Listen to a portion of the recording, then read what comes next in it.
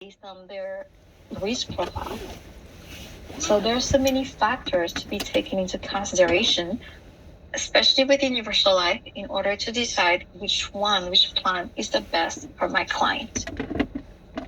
And when you have those type of situations, I'm going to invite you to always run different illustrations, run comparisons, and look at the result. It's not always about the premium, because we tend to always look for the plan that will give us the most affordable premium. I would love to have that as well and still have a really great plan. But you also have to look at another tab, which is the result tab. That's where you're going to see how much and what are you actually getting based on what you're paying. So that would be shown after. But before I go to the Evo software, I'm just going to quickly go over these couple of information. This is regarding our newcomers guideline. I've talked about Universal Life today, and depending on the client status here in Canada, some client might be eligible for it, some client might not be eligible for it, but we're trying our best in order to make sure that everyone can actually have access to it. So for work permit holders, if they want to have life insurance, and I'm talking about fully underwritten life insurance here first, that includes UL, that includes IAPAR, that includes term life insurance. If your client has a work permit valid at time of application, they can apply for any amount as long as it makes sense financially. So it's only going to be based on the financial underwriting guideline that will determine how much is the maximum they can have. If your client is here on a student visa, that will be different. So we're going to have to look at how long they have been in Canada for. If it's been less than 3 years, they can get up to $250,000 for life insurance. If they want a higher amount, we can look at Access Life, which is the simplified issue version. Now, if your client has been here for a longer period of time, that means 3 years or more on a student permit, it will be the same as the work permit holders, where it's going to be based on financial underwriting. That will determine their maximum, but there's no specific limit. And same thing for conventional refugees. Now, for visitors, no status. I still get a lot of questions about these ones. That people are hearing that they can give products to visitors with us. Yes, we can give them even a fully underwritten product for life insurance, which is going to be up to $100,000, but provided that they have no intention of living outside North America for more than 9 weeks over the next 2 years, even if they don't have any status. Now, if they want to have a higher amount, again, Access Life is there available for them. In terms of critical illness product, we typically can offer up to $100,000. That'll be for student permit holders in Canada for more than 3 years, conventional refugees, or even work permit holders. But if your client is looking for a higher amount and they have the PNP status, which is the Provincial Nominating Program status, they can potentially get a higher amount, which is going to be up to $500,000. For the other status, student permit in Canada less than 3 years, or visitors, we cannot give them a fully underwritten CI product, which is by the way called transition. So if you see transition, that's our fully underwritten critical illness product. We cannot give them that. However, we always try to come up with another solution as much as possible. And in that case, we can look at Cancer Guard. Cancer Guard is the simplified issue version of our CI/cancer insurance if the client has been in Canada for at least 12 consecutive months.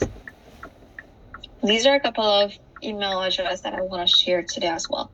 When you submit an application for Universal Life, you can submit everything that's required for underwriting purposes to WFG New Business at IDLC. So whenever you see on your advisor center the status in underwriting, and you need to communicate with our team, you can send everything to WFG New Business at IDLC.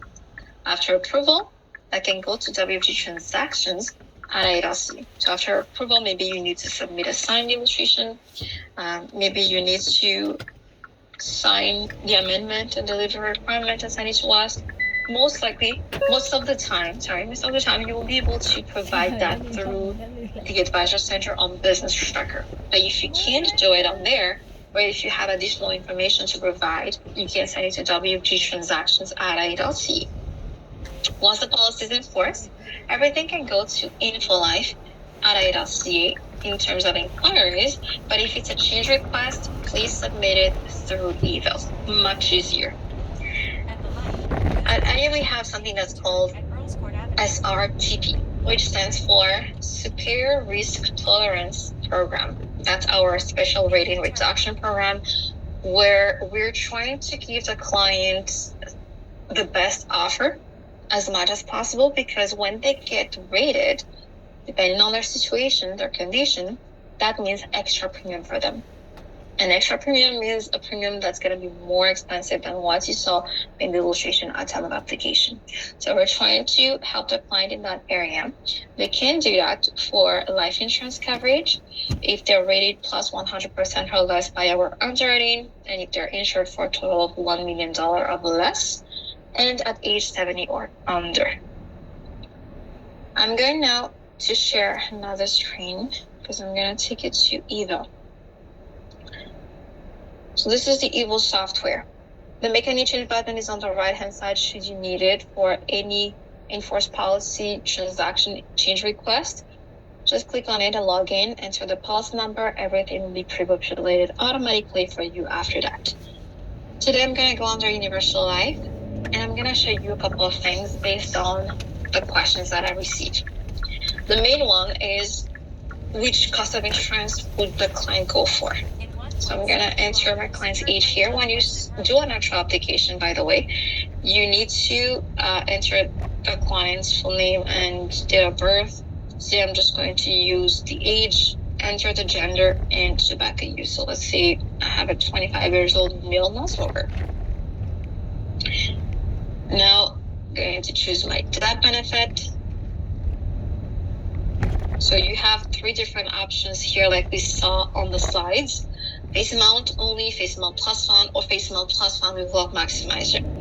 I'm going to do face amount plus fund today because that would allow me to select different cost type of insurance so I can actually show you the comparison. I'm going to enter, let's say, I'm going to leave it at $250,000 face amount. For this one, I'm going to start with showing the different type of cost of insurance because I told you, feel free to run different comparison for your client. You might notice on the right-hand side the different type of premium that we talked about earlier. So you have minimum premium, reference premium, maximum premium, and premium deposit. Premium deposit is, again, the amount that the client is actually choosing to pay, which is also going to be right here. You can customize the premium deposit in this section right here. Minimum premium is the cost of insurance. This one will be the cost of insurance for the first year, depending on the cost type that you select. Reference premium is just a suggested amount, and maximum premium is the amount that we suggest that you don't exceed if you want to keep the policy tax-free. So if I show this to my client, and I'm going to say, okay, Mr. Client, let me show you another option. So we have here level, we have warranty. I showed you warranty is going to give you these kinds of premium. Your client's probably going to look at the minimum because usually when they're not familiar with the product, they just go for whatever is more affordable. And then we have minimum premium here with level, which is now $120, much higher premium than the first one. So your client, when they see this, I'm pretty sure if you ask them which one do you prefer, Mr. Client, they're probably going to say, oh, let's go for the warranty. I only need to pay $30. Right now I have a limited budget, so I'd like to just pay that to keep the policy in force for now. Sorry, selected the wrong option. So the client thinks that they're going to pay $30 and 89 cents, and they're going to be able to keep the policy in force. But if I show them the result, and this is when I show the importance of going under the result tab, you're going to see this message at the top. says policy lapses since the accumulation fund becomes negative during year 2. Policy doesn't even last 2 years. Only the first year because that minimum premium was only for the first year. Remember, the class of insurance that we selected for this one was Warranty, which showed us a much lower minimum premium. Now the client says, okay, well, that one lapses, let's do level. Because that one, okay, it looks like cost a little bit more. So let's just pay the same amount here with level. I got the result. I actually have a policy that runs until the end. I don't get a message at the top that the policy lapses, which is good news. However, I talked about the features of this product during this session, and I've mentioned about the savings component.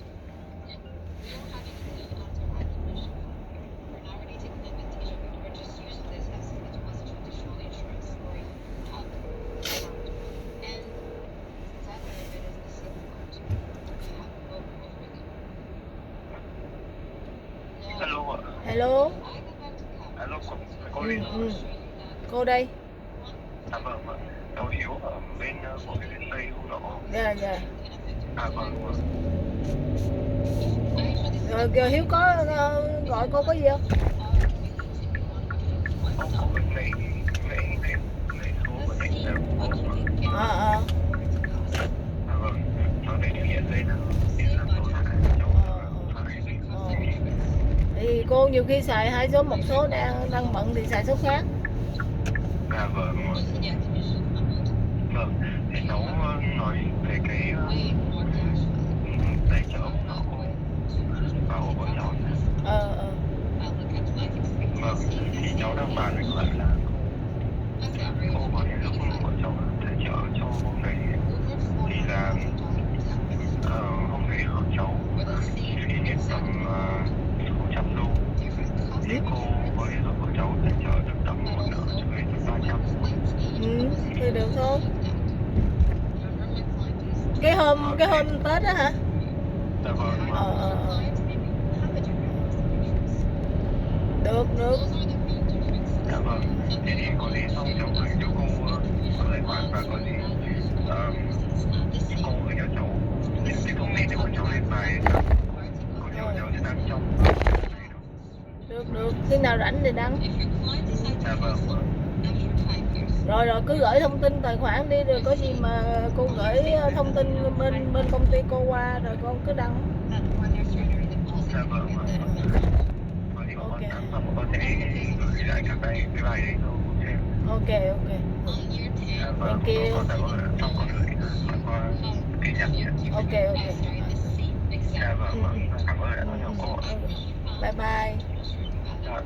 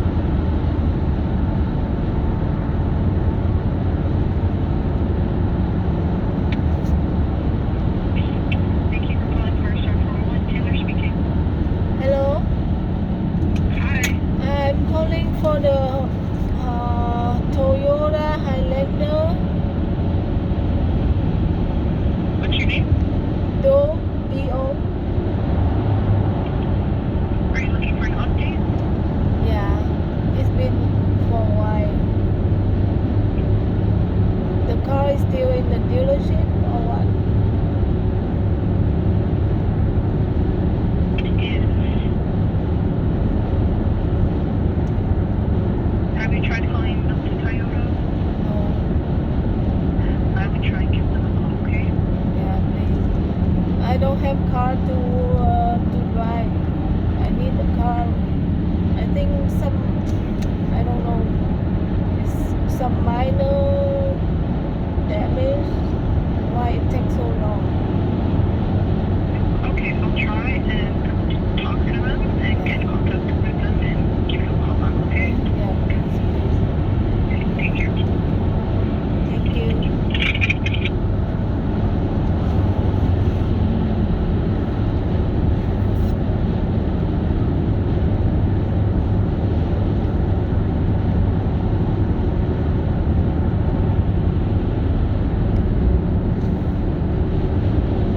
Stay in the left 2 lanes.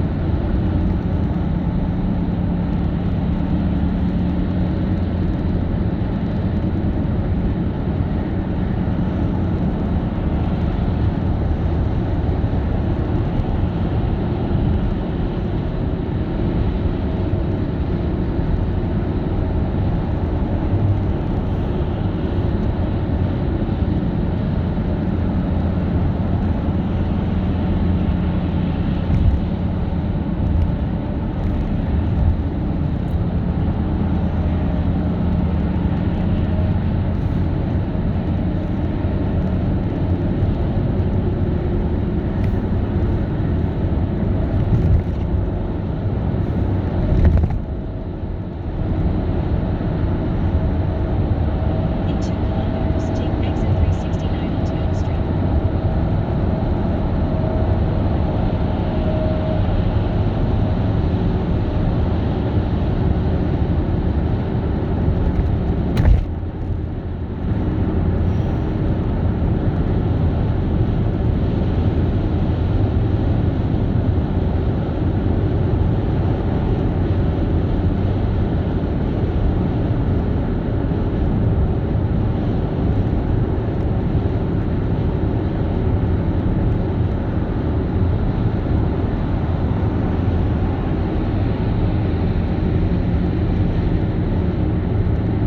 Use the right 2 lanes to take exit 369 onto Elm Street.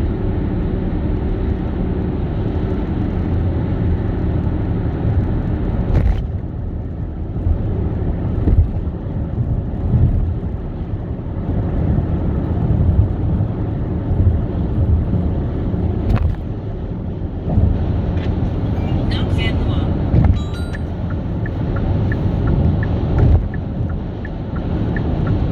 Hello. Hello. Dạ em đây. Trời ơi, số này ai bắt nói mà không phải. Hồi hôm trước anh gọi để cho anh cái năm nay cái job năm nay luôn đi. Dạ. Bây giờ anh chỉ cần 3 cái tờ check đầu lòng thôi. Vậy hả? Một cái giấy chứng nhận đang làm với cái thư làm việc. Nhé, anh lấy luôn bây giờ. Lấy luôn, Có cần tiền lấy để luôn. anh trả luôn cho năm nay đi. Lấy luôn cho 3 cái check này. 3 check đầu năm với một cái thư làm việc. Còn kia nên để sau lấy cũng được. Cái nào để sao lấy? Cái nào là đến cuối năm này, bây giờ mình mới đầu năm. Đúng không?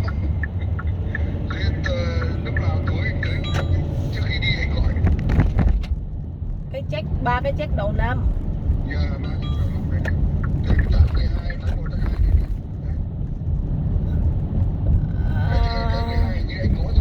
12 có rồi. Tháng 1. Anh nộp đi cho người ta, anh chỉ còn cái photo. Thế lấy 2 cái. Tháng 1 tháng 2 đi, tại vì bây giờ đây là tháng 3 rồi đi. Nhưng mà như là cho anh với cả cái thư là anh làm việc. mà anh thì phải chăng ngày mai mới có chứ. Ngày mai Ngày 4 được, ok. trước khi anh đến anh đấy, tối anh đến anh gọi em. Ok anh. Có gì để chủ nhật được, chủ nhật anh nghỉ. Ok, chủ nhật cũng được, nhưng mà chủ nhật thì em cũng bận. Chủ nhật thì em chỉ rảnh buổi sáng thôi, 10 giờ sáng thì Bây giờ 10 giờ sáng tới đấy. Ok. Và có gì em nhắn tin số tiền cho anh để anh chuẩn bị. Hay sao? Báo tiền thì anh mua cả cái lọc này luôn. Cái lương là giống vậy thôi đúng không? Chứ đâu có chứ đâu có lên cao đúng không? Rồi vậy đi. Bye. Ok, cảm ơn em.